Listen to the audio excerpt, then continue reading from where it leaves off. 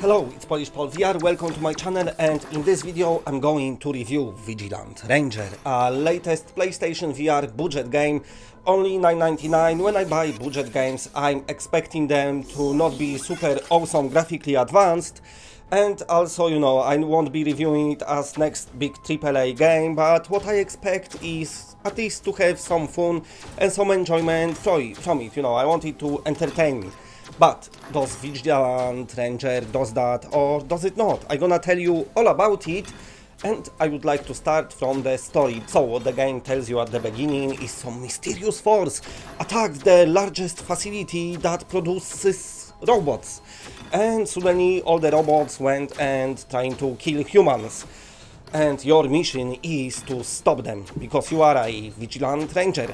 And gameplay wise, you go into the stages, it's a tower defense game, the robots coming in waves, you've got different vantage points scattered around the stage, you can teleport between them to kill the robots, each point got different weapon, it's hard to comprehend which weapon is what, they color coded, but to be honest, I didn't really care much about that, because too much to remember anyway, because I must say, gameplay wise, boring. That's what I was feeling throughout playing this game.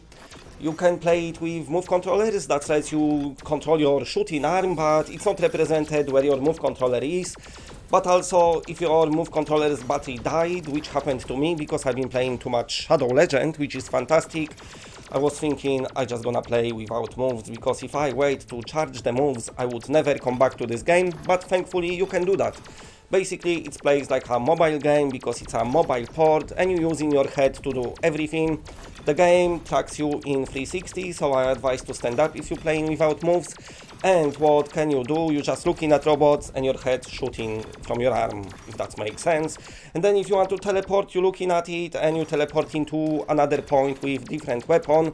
Weapon-wise, some of them are not that great, some of them are just so slow that you're never gonna want to use them, but you're gonna find your bestest ones.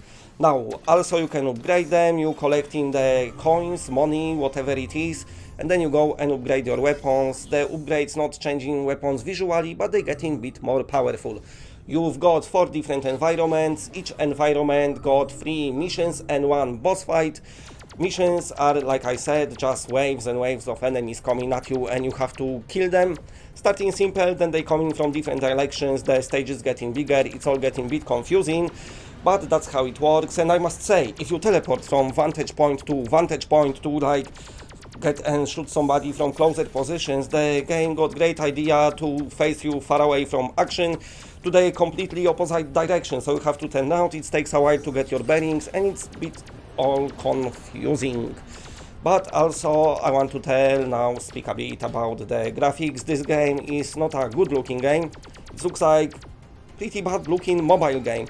Super low textures, the sharpness, it is sharp enough on PS4 Pro, but a game of this small caliber I expecting to be pristine, clear, sharp, but that's what not happened in this game. And also the graphics are just very bland, there's no any post effects, no lightning effects, nothing. Very bad looking game. It seems like it's come out like 3 years too late and also on the wrong platform, because it belongs on mobiles. Now, I touched on story before, but what's happening is once the game shows you that story at the beginning, that's all the game shows you, and then you just going through the levels, nothing happening really story-wise, and when you finish the game, when you beat the last boss, the game just puts you back to the level selection, no conclusion, nothing.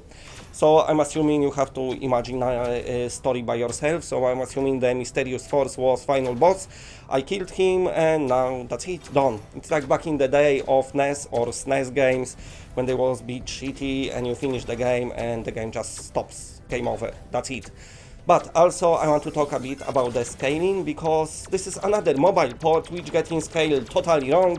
What's happening is the robots look super small, like when you play, you know, in this tower defense mode, while when they put you in the boss fights, when you see those giant robots in front of you, everything looks super too big. It's very strange, and at the end of the game they do a nice little intro before you go to find final boss, and they put you in your own little like a spaceship slash mech, but this mech is proper huge. You are so midgetified because you're supposed to sit on this chair, but I was standing and the chair rest was like twice bigger than me, way too midgety.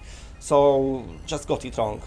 Happens a lot with mobile ports. The last one was that Jurassic game. What was it? Jurassic shooter, whatever. But yeah, it's just not good looks. But anyway, I don't want to waste your time too much, so let's go to the conclusion, because from what I played, the gameplay is a bit clunky, and also it's very boring. Wave after waves of robots, they're not even animated like proper robots. Not looking good at all, this game. The gameplay doesn't really change apart from the boss fight. Everything is just very bland and very generic, and I didn't have fun at all playing this game. It was a chore to complete for this review. It took me like about an hour and a half or something like that.